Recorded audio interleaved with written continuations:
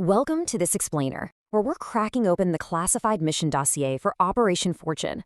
We're going to break down the exact tactical maneuvers, the eccentric key players, and the honestly terrifying technology at the center of an intelligence operation that forced everyone to totally rewrite the rulebook.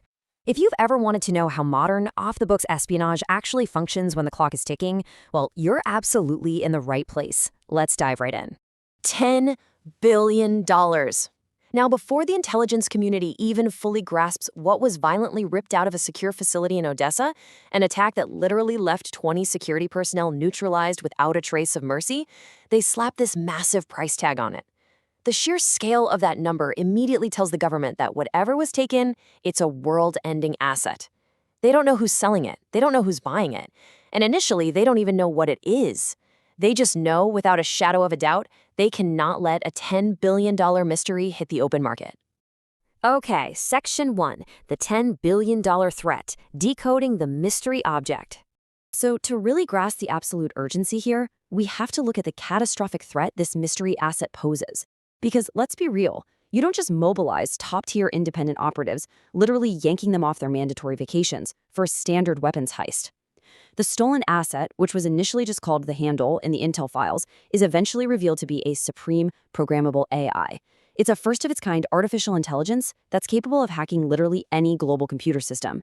It basically acts as a master key to the world's infrastructure. We're talking financial markets, defense grids, even nuclear facilities. And this brilliantly highlights the ultimate nightmare scenario. Not only can it bypass any existing security network, but it can also completely cover its tracks by framing innocent parties for its actions. It's the ultimate digital ghost, granting whoever holds it absolute unchecked power. Moving on to Section 2, a team of unorthodox operatives, assembling Orson Fortune's unpredictable squad. To get this world-ending tech back before it's sold to the highest bidder, the government realizes they simply do not have the time to deal with standard bureaucratic red tape. They have to skip protocol entirely and bring in a highly lethal, completely unorthodox private contractor named Orson Fortune. But Fortune is an absolute administrative nightmare. His extreme combat and infiltration proficiency, well, it's matched only by his diva-like demands. He requires private jet travel only, supposedly because of a severe case of claustrophobia. And he literally charges cases of 2004 Haute Briand vintage wine to the taxpayer dime, claiming it's a prescribed medical sedative for his condition. I mean, you can't make this stuff up. He's a logistical headache who practically has to be dragged out of a taxpayer-funded rehab in the Maldives, but his skill set makes him the only guy capable of actually pulling this mission off. But Fortune doesn't operate in a vacuum. His agile, creative team, which features a brilliant American tech expert named Sarah and an eager, multi-talented rookie named JJ, is in this constant, bitter race against a rival private contractor named Mike Hook. Mike leads a predictable, by-the-books Team B. His tactics are kind of clumsy, he relies way too heavily on standard government protocol, and frankly, he has a notorious reputation for constantly blowing his cover. This intense rivalry adds a highly dangerous layer of unpredictability to an already volatile mission, as they're just constantly tripping over each other out in the field. Section 3, the Hollywood Trojan Horse, infiltrating the billionaire broker. So, the intelligence trail leads our team from a courier intercepted in Madrid straight to a guy named Greg Simmons. Simmons is an untouchable billionaire arms broker operating in the shadows. But he has one major, highly exploitable weakness, a notorious, almost childlike obsession with Hollywood celebrities. So Fortune devises a brilliant infiltration strategy.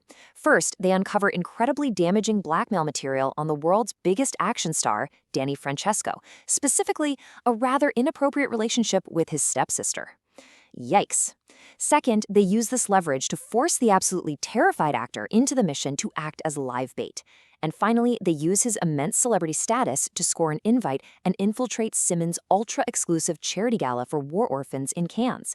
It's literally a Hollywood Trojan horse, meticulously designed to get them directly into the eccentric billionaire's inner circle. Now, Danny is an actor. He is completely terrified of real visceral danger. But Fortune brilliantly manages his new asset using actor logic. He tells him, "To save this world, you will play a great role. You are a player, so play." He essentially convinces the terrified movie star to treat this life-or-death espionage mission exactly like a movie set. Just method act your way through global terrorism, right? It's a total masterclass in psychological manipulation, transforming a massive liability into their greatest operational asset. And you know what? The ruse works perfectly. by playing their undercover parts flawlessly at the Cannes Gala, with Sarah posing as Danny's stunning girlfriend and Orson playing his loud, abrasive manager. They managed to totally distract Greg. While the billionaire is busy buying a $1.5 million diamond necklace, they clone his phone right under his nose.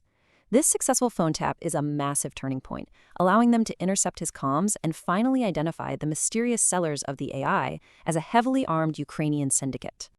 Let's move to Section 4, Interception and Retrieval, the Turkish Villa Operation. The mission hits an absolute boiling point when Greg, who is thoroughly charmed by his new favorite actor and eager to show off, invites Danny and his girlfriend to spend the weekend at his heavily guarded, super luxurious villa in Antalya, Turkey. Once they touch down, events move at breakneck speed.